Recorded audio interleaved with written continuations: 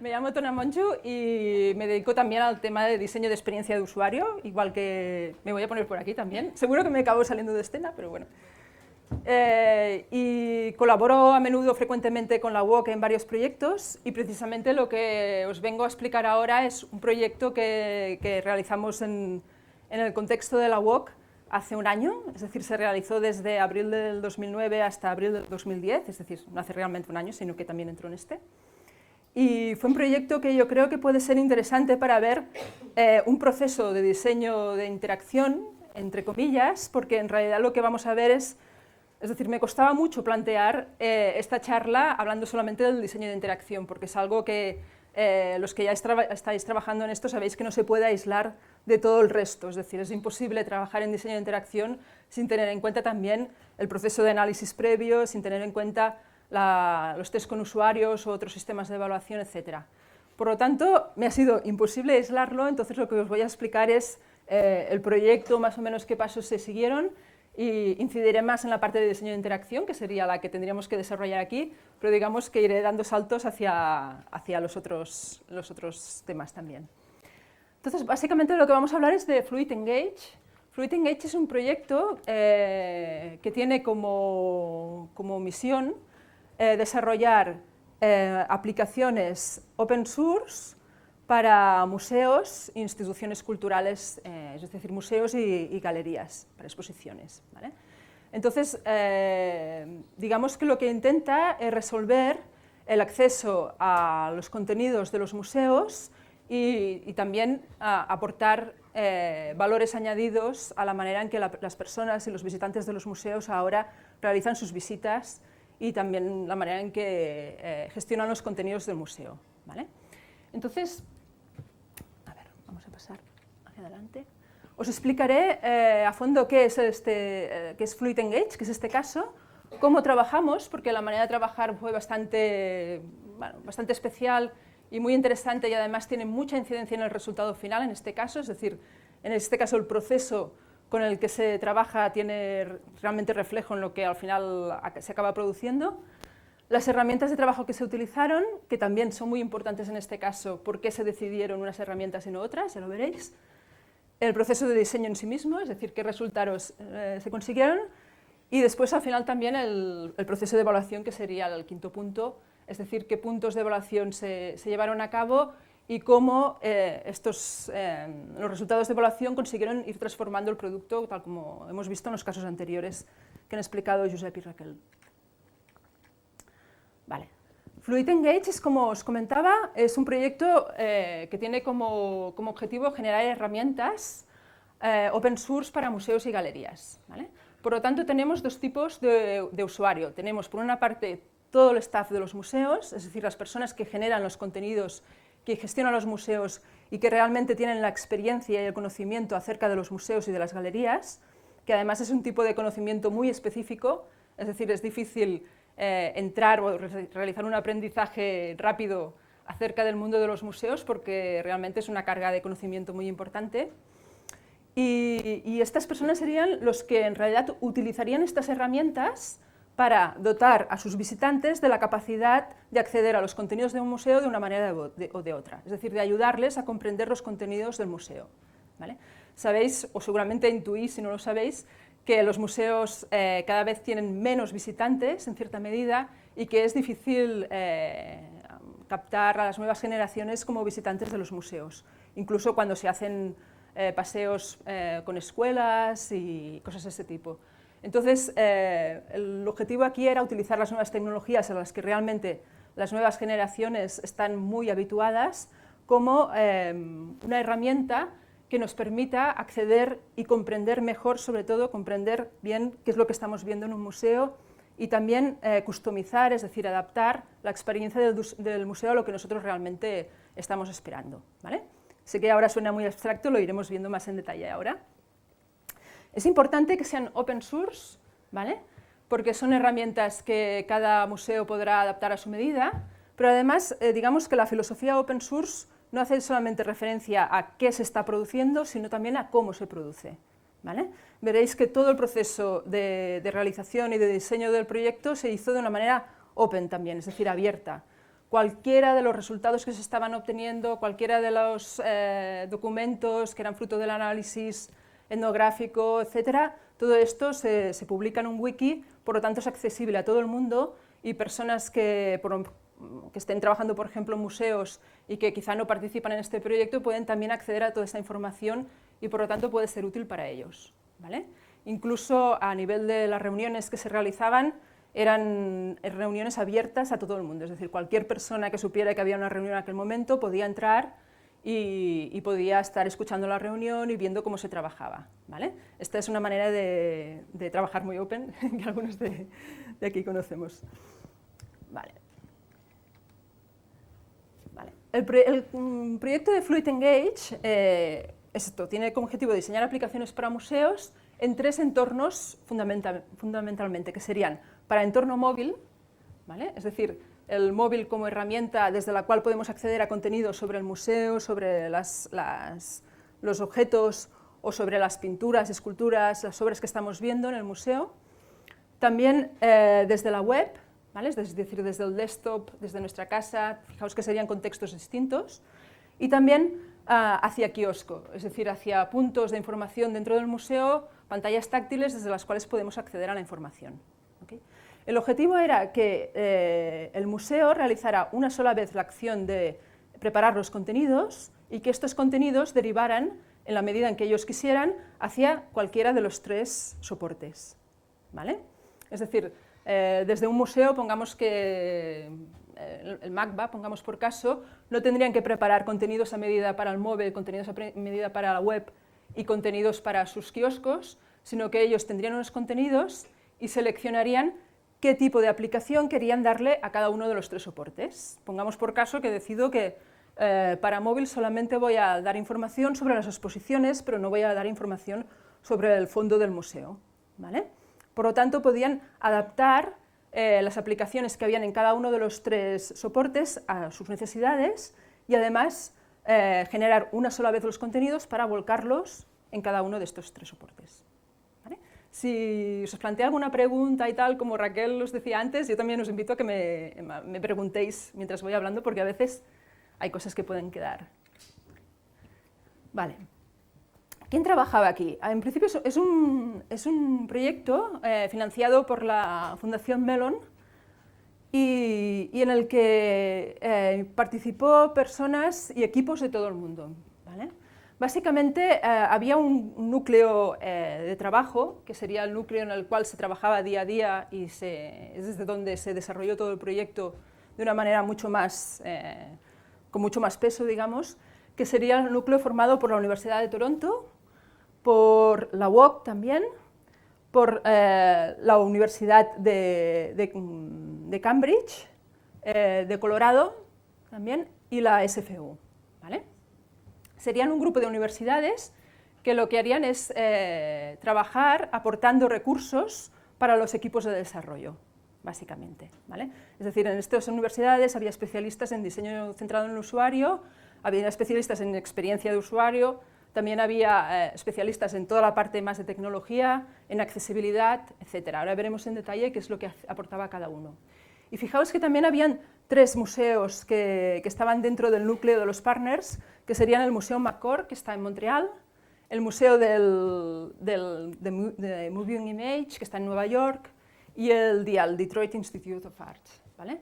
Estos 3 museos lo que hacían era participar de una manera mucho más cercana en el proyecto y aportar mucho su nivel de experiencia, de cómo los visitantes entran en su museo, qué es lo que desean, etc. Es decir, nos proporcionaban un conocimiento etnográfico, pero también museístico muy importante, ¿vale? Todo este tipo de experiencia que, claro, es difícil que un diseñador o que un desarrollador puedan tener este nivel de experiencia, es imposible si no se dedican, que puedan tener este nivel de experiencia sobre el tema de los museos, ¿vale? Y después, fijaos que también había un advisory board, que serían todos una serie de museos que participaban en el proyecto, pero de una manera ya no en el núcleo exactamente, sino de una manera más satélite, ¿vale? Pero sí que estaban realizando un seguimiento del proyecto, podían participar en el caso de que hubiera alguna desviación que ellos veían que no era interesante seguir por aquel camino, podían aportar nuevas ideas, ¿vale? Pero en todo caso no se les requería un nivel de participación tan intenso como el que tenían los partners, ¿vale? Con los partners sí que había una colaboración mucho más estrecha. Vale. Aquí vemos los equipos de trabajo que estaban distribuidos en las diferentes universidades. Fijaos que había gente en Cambridge, en Barcelona, en Toronto, en Boston, en Vancouver y en Colorado, ¿vale? Aquí tendríamos las tareas que hacía o el grado, digamos, los especialistas que había en cada uno de estos núcleos. Los azules serían donde habría desarrolladores. En Cambridge, en Barcelona y en Toronto habría equipo de desarrolladores, personas que estaban participando en el desarrollo, es decir, en la programación de las aplicaciones. Habían también diseñadores, que son los puntos rojos, en estos tres núcleos, en Vancouver, en Toronto y en Barcelona. ¿Vale? Son equipos de diseñadores. Fijaos que estos equipos que están dispersos a nivel territorial, en cambio trabajaban coordinadamente. Por eso no tendría lógica que trabajáramos todos en un mismo proyecto. Es decir, aunque estábamos ubicados en diferentes sitios, se seguían diferentes métodos de coordinación para que todos pudiéramos trabajar en la misma dirección.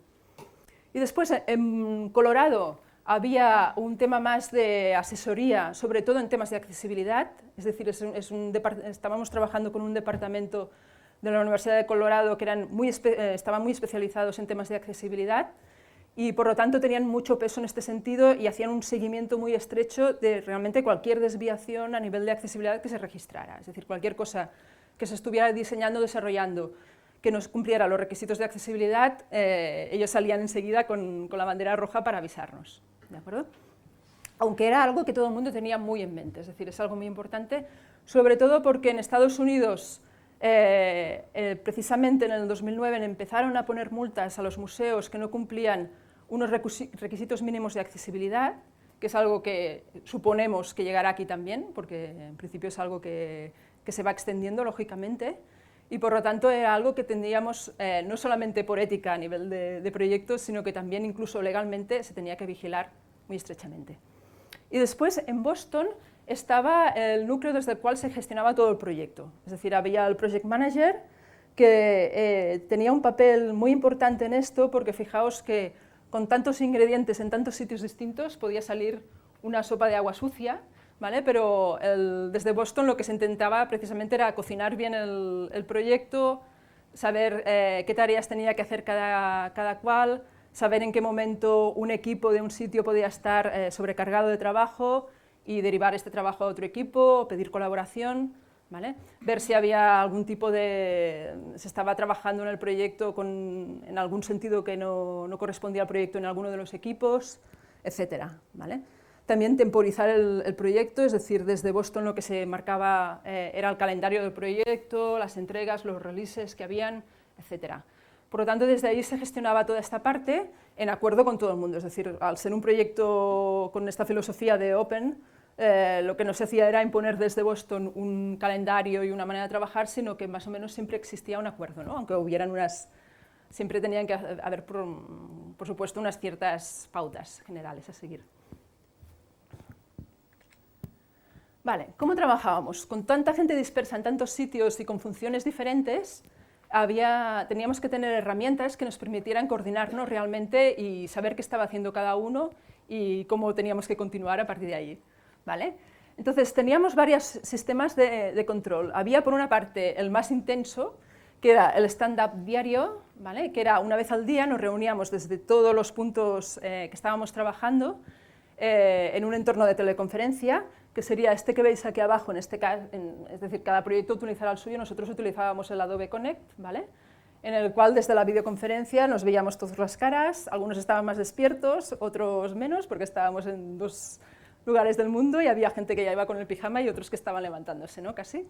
Pero bueno, nos veíamos las caras, duraba apenas un cuarto de hora y básicamente era una conversación como si estuviéramos delante de la máquina de café, en la que decíamos qué estamos haciendo, es decir, cuál es nuestra tarea ahora y qué vamos a hacer a continuación, qué vamos a hacer mañana, o para la gente de Vancouver, qué vamos a hacer hoy, ¿vale? Porque aquí ya nos íbamos a dormir y ahí se estaban despertando. Entonces, básicamente era ponernos al día los unos a los otros y si alguien oía que otro estaba haciendo algo que no cuadraba con lo que él estaba haciendo, era el momento de decirlo, ¿vale? Eran conversaciones muy informales en las cuales más o menos todos nos informábamos los unos a los otros. Después habían, en desarrollo también tenían sus propias reuniones. Yo, como estoy hablando de la parte de diseño, voy a hablar de qué reuniones teníamos en diseño.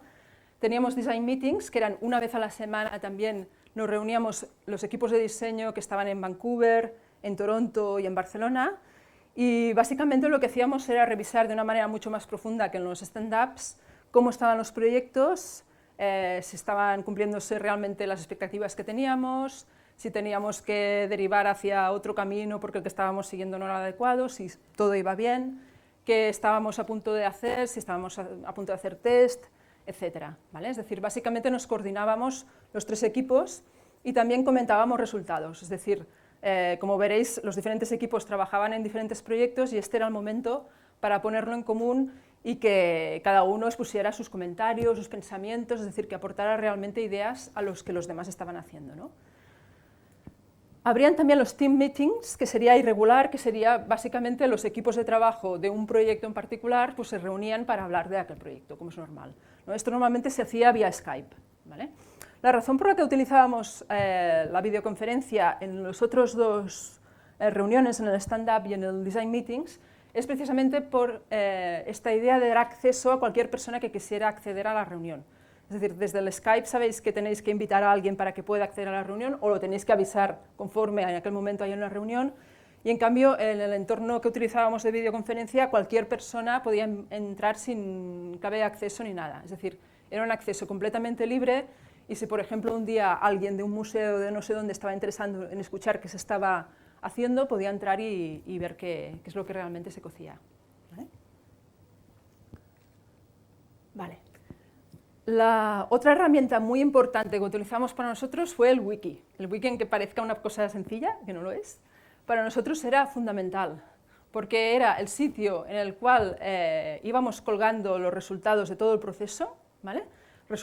Desde resultados del proceso de análisis hasta resultados gráficos, es decir, los wireframes, los prototipos, todo se colgaba ahí, y por lo tanto también era accesible a todo el mundo, no solamente a la gente del equipo, sino a cualquier persona de cualquier lugar que quisiera ver cómo estaba resultando aquello. Y de hecho, si queréis acceder vosotros después desde vuestro ordenador, lo podréis hacer, porque todo el proceso está online, ¿vale? Y era también, para nosotros el wiki era también una herramienta de comunicación, porque estábamos viendo que estaban colgando otras personas de nuestro equipo y por lo tanto nos actualizaba continuamente de qué se está haciendo. Es decir, había poco trabajo en local y mucho trabajo volcado a la web continuamente. Es decir, todo lo que hacíamos estaba online y si no lo estaba era algo que en principio no se penalizaba, pero vamos, que no formaba parte de la filosofía del proyecto, tener archivos en nuestro disco duro sin colgarlos públicamente para compartirlos.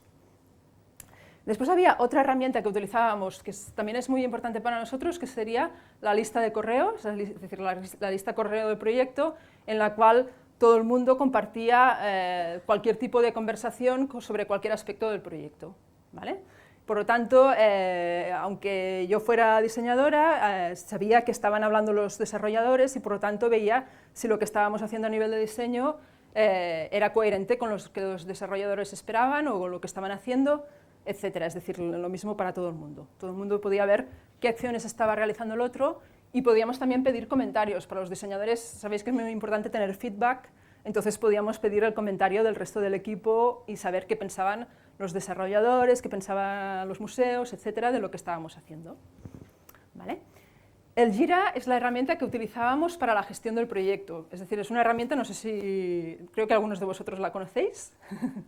Bueno, veo caras muy serias hablando del Jira. Realmente es una herramienta que es un poco ardua para utilizar, pero que sí que era útil porque nos permitía precisamente compartir un proceso de trabajo, la planificación de las tareas, saber qué tareas estaban cumplidas y cuáles no. Es decir, se llevaba todo el control del proyecto desde aquí, ¿vale? También se colgaban archivos en otras partes del wiki. Desde el Jira podías avisar que aquella tarea ya estaba terminada porque ya habías colgado tal cosa en el wiki, etc. O sea, fijaos que todas las herramientas que se utilizaban eran herramientas que podían trabajar online, compartidas, poco trabajo en el disco, es decir, el trabajo local que necesitabas mínimo, pero después todo volcado en entornos colectivos, etc. Ahora os voy a hablar, ahora que hemos hablado un poco de las herramientas que utilizábamos, no sé si me estoy alargando mucho, os voy a hablar de cuáles los equipos con los que trabajábamos. Voy a acelerar ahora, porque si no, no llegamos al final. Vale. En tema de diseño trabajábamos en 3 equipos básicamente, que eran, como decía, en Barcelona, Toronto y Vancouver. En Toronto estaba el núcleo más grande de diseñadores y también era el sitio donde estaban más próximos al nudo del proyecto y por lo tanto donde se tomaban decisiones primarias, digamos. Las primeras decisiones se tomaban en Toronto y entonces después se comunicaban al resto de equipos y se ponían en común, ¿vale? Entonces, nos dividimos el trabajo de manera que Barcelona y Toronto estuvieron compartiendo el trabajo de diseño para móvil y Toronto y Vancouver estuvieron trabajando en la parte de kiosco. La parte de desktop te quedaba para una tercera fase, por lo tanto, de momento no había un equipo asignado. Según la previsión es que cuando se desarrolla la parte de desktop, seguramente también Barcelona estaba implicada en esta parte. Bueno, son cuestiones que en ese momento no se desarrollaron, ¿vale? El trabajo se dividió así y por lo tanto, fijaos que habían reuniones casi diarias entre Barcelona y Toronto y entre Toronto y Vancouver, porque eran equipos de trabajo que estaban trabajando realmente en proyectos muy cerrados, ¿vale? Pero después la reunión semanal, como os he dicho, se hacía a nivel de los 3 equipos, ¿vale? Se trabajaba a los 3 y se comentaban los resultados en los 3. En el proceso de diseño, como os he dicho, iba a meter una pata en la parte de análisis también, porque es imposible hablar de diseño de interacción sin hablar de análisis. Entonces, durante el proceso de análisis seguimos varias técnicas o metodologías, etc. Hicimos un evento que fue el All Hands Meeting, que fue al principio del proyecto. Se reunió todo el mundo en Toronto, es decir, tanto la gente que estaba trabajando en desarrollo como en diseño, como los museos también. Y entonces se hacían reuniones casi masivas de personas con diferentes técnicas de brainstorming, etcétera, para obtener ideas de allí. Fijaos que allí lo que se hacía era poner en común gente que estaba trabajando en desarrollo y diseño, es decir, con perfiles quizá más técnicos, con la gente que realmente estaba metida en los museos, con los conservadores, con gente del staff de los museos, de los departamentos educativos, etcétera. Por lo tanto, aquel era el momento de empezar a nadar en todos los contenidos y que ellos nos filtraran a nosotros todo este conocimiento, o parte del conocimiento, el que nosotros pudiéramos asimilar acerca de los museos. Para nosotros fue muy importante porque fue realmente una toma de contacto muy vivencial del tema de los museos y de las necesidades que plantean, ¿vale? Pero fijaos que si nos hubiéramos quedado en la parte del All Hands Meeting, hubiéramos hecho diseño centrado en el conservador, porque en realidad estábamos conociendo la visión de los conservadores de los museos. Faltaba ver la visión de los visitantes, que era el usuario final de estas aplicaciones. Por lo tanto, empezamos a realizar también entrevistas y visitas a museos que no hubieran asistido al All Hands Meeting. En este caso también eran entrevistas con el staff, es decir, no eran entrevistas con visitantes, pero sí que todo esto nos iba perfilando cómo eran los visitantes de estos diferentes museos. Nos iba aportando datos sobre cómo eran las personas que iban, qué objetivos tenían, etc. Hicimos también un trabajo de documentación sobre museos, estuvimos buscando en libros, en información online sobre museos, sobre todo estadísticas sobre visitantes, detalles sobre diferentes perfiles de visitantes, etc. Hicimos también un trabajo de benchmarking para ver cómo estaban utilizando los museos las herramientas online y vimos que básicamente casi todo lo que tenían en aquel momento eran webs, pero no tenían casi aplicaciones móviles. Algunos sí que habían empezado a desarrollar cosas como el Louvre y el MoMA, habían desarrollado algunas cosas para móviles, pero eran casi cosas que se acercaban mucho a las audioguías que seguramente que casi todos habréis utilizado en los museos. Por lo tanto, no iban mucho más allá, ¿vale?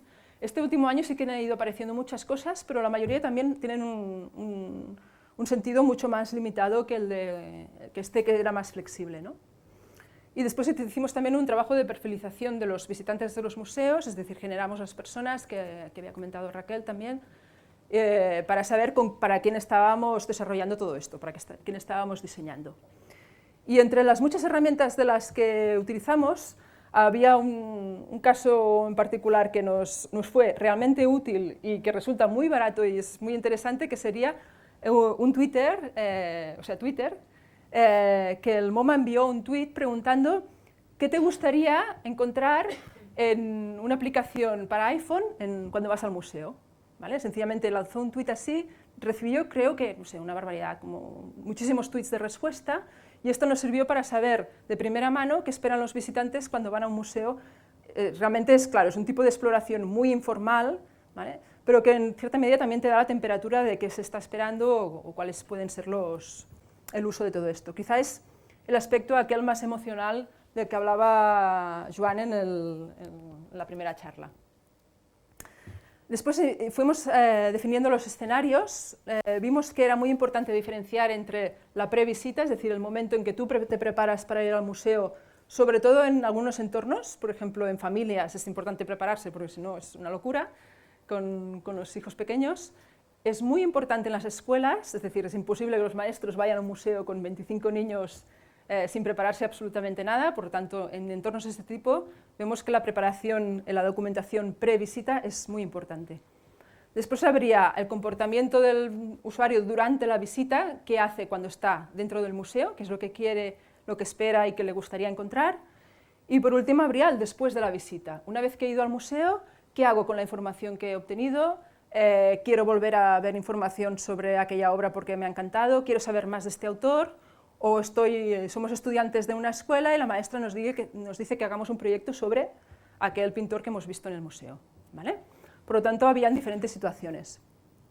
Habríamos visto también que el escenario también se puede definir por si vas solo o vas en grupo, por la edad del visitante, el objetivo de la visita y otras variables que entre todas lo que hacían era definir que es más o menos diferentes posibilidades. Y con estas diferentes posibilidades empezamos a redactar los escenarios. Aquí veis, por ejemplo, un caso de una persona que sería Paula, la maestra, ¿vale? Que tiene unas características que intentamos reflejar en este interaction flow, ¿vale? Y después habría un escenario redactado en el cual esta maestra, qué es lo que hace antes de visitar el museo, durante la visita y después de la visita, ¿vale? Para ver qué necesidades se pueden plantear y cómo se pueden cubrir a través de estas aplicaciones. A partir de toda esta información previa, es decir, de todo este filtraje de información, de empaparse acerca de los museos, etc., lo que hicimos es empezar a desarrollar los wireframes, es decir, todo el diseño de interacción de las aplicaciones, ¿vale? Os voy a enseñar las de los móviles porque son las que se trabajaron entre Barcelona y Toronto. Había también, por supuesto, los wireframes para kioscos, que son los que se hicieron desde Vancouver y Toronto.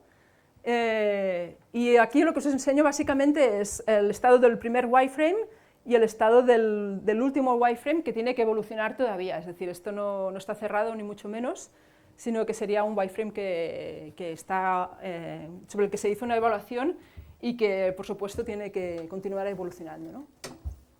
Entonces, os enseño un poquito, vamos a dar un pequeño paseo por el primer wireframe. Si tenemos 5 minutos. Vale.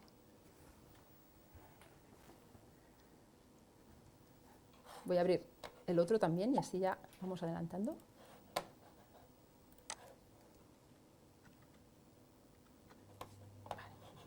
Vale. Si abro uno, no lo abro otro.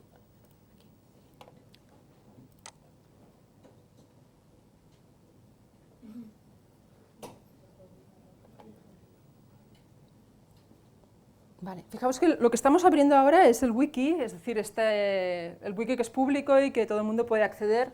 Por lo tanto, como os decía, los resultados están online y podéis visitarlos si tenéis curiosidad por saber cómo está el proyecto, etc.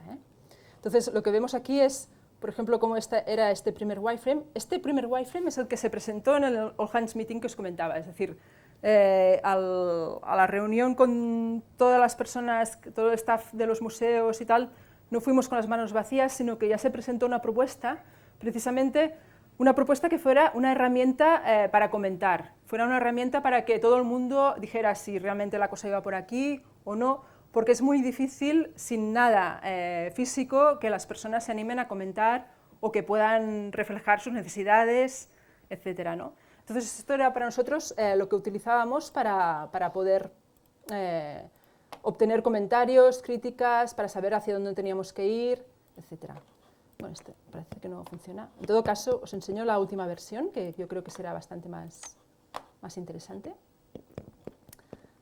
Aquí tenemos la última versión de los wireframes, es decir, la que ahora se ha testeado y que básicamente presenta, como veis aquí, sería el diseño para la home. De momento todo este diseño era para iPhone, por supuesto se diseña para diferentes soportes móviles, es decir, no solamente para iPhone, sino también se diseñará para Android y para otros soportes que sean más o menos estándares, pero se empezó con el iPhone porque es el más difundido de momento y el que permitía una mayor agilidad a nivel de interacción, ¿no? Después ya se irá adaptando a los diferentes entornos. Entonces se sustituyó un menú que antes era muy gráfico, muy textual, por uno mucho más gráfico, ¿vale? Fijaos que además también la home variará de acuerdo a las situaciones, es decir, al contexto. Si estamos dentro del museo o estamos fuera del museo, tenemos necesidades distintas, por lo tanto, las opciones que van a aparecer también serán distintas. Tenemos un sistema de login si estamos dentro del museo para que las personas se puedan conectar y cuando entran en el museo y guardar sus datos, que es lo que veremos a continuación. Tendríamos también un sistema de entrada de códigos, porque los museos pueden tener códigos asociados a los objetos y es una manera de acceder fácilmente a la información sobre un objeto. Es decir, en lugar de hacer una búsqueda, anillo de egipcio de no sé qué, que sería complicadísimo en aquel momento, podríamos entrar directamente el código, o también había la posibilidad de lectores de RFID, etcétera, otro tipo de herramientas de acceso ágil a la información, ¿vale? De manera que pudieran entrar ágilmente a esto. Son cuestiones más técnicas, ¿vale? Y aquí veríamos los wireframes, es decir, el diseño de interacción de una de las fichas de una de las obras de ejemplo, ¿vale? Como veis, lo que tenemos aquí es un tema de ver la imagen de la obra, ¿vale? Esto, aunque parezca redundante, porque si estamos en el museo delante de la obra, en realidad ya la estamos viendo, ¿para qué quiero verla en el móvil? Pero se detectó en el proceso de evaluación, se detectó que el usuario necesitaba esta imagen como referencia de que realmente estaba en el objeto que correspondía, es decir, que no estaba mirando información sobre otro objeto distinto, sino que realmente identificaba lo que estaba viendo con lo que tenía en el móvil, ¿vale? Por tanto, como el elemento de referencia para él era muy importante, ¿vale? Tenemos los datos del objeto, tenemos también información adicional que no podemos encontrar en el museo, como es el audio y el vídeo asociado a este objeto. A lo mejor tenemos el autor, en este caso de esta pintura imposible, pero bueno, de otras obras más contemporáneas podríamos tener al autor explicando todo el proceso de creación de esta obra, ¿vale? Tenemos también comentarios, ¿vale? Tanto aquí como aquí, para añadir un comentario nuevo, ¿vale? Que sería todo el tema de dejar comentarios acerca de aquella obra. Por lo tanto, incorporamos también el aspecto social de la aplicación, es decir, del visitante del museo, no como persona aislada que va a visitar un museo, sino como alguien que forma parte de una red social y que quiere comentar con las personas con las que está conectada cosas acerca de una obra o cosas acerca de un museo, cosas que parece que son interesantes. En este aspecto también tendríamos el share, ¿vale? Que sería una herramienta para enviar información de esta obra a un amigo o incluso a sí mismo. Es decir, las personas vimos que la utilizaban tanto para enviar a otra persona como a sí mismos y para recordar cosas o para comentarle a aquella persona que esta obra es muy interesante y que vaya a verla, por ejemplo, ¿vale? Y después tendríamos también el tema del collect, que sería para recoger obras y guardártelas en tu colección, de manera que después aquellas obras que más te han interesado las puedes acceder rápidamente a ellas, sin tener que volver a buscar en el índice, etc. El collect tendría mucha utilidad en el escenario post-visita, es decir, cuando ya estás en casa o estás en clase y quieres volver a visitar aquellas obras que te han interesado. Y por último habría los Related Artifacts, que sería esta última opción de aquí, que sería objetos que tienen alguna relación con este y que tú puedes visitar también en el museo. Es decir, en cierta medida sería una invitación a ir a visitar otros puntos del museo que a lo mejor no se te hubiera ocurrido visitar en principio, ¿vale? Es decir, te genera secuencias o te genera discursos dentro del museo que también son interesantes cuando se visitan. Como tengo que terminar prontísimo, os explico solamente una cuestión clave que detectamos, que era, hicimos un primer test de usuarios con el prototipo número 7, ¿vale? Con uno de los wireframes, lo hicimos en papel y lo hicimos con personas sentados en una mesa y obtuvimos unos resultados que realmente fueron muy interesantes, fuentes de usuarios muy interesantes, y que nos permitió definir muchas cosas acerca de los siguientes wireframes.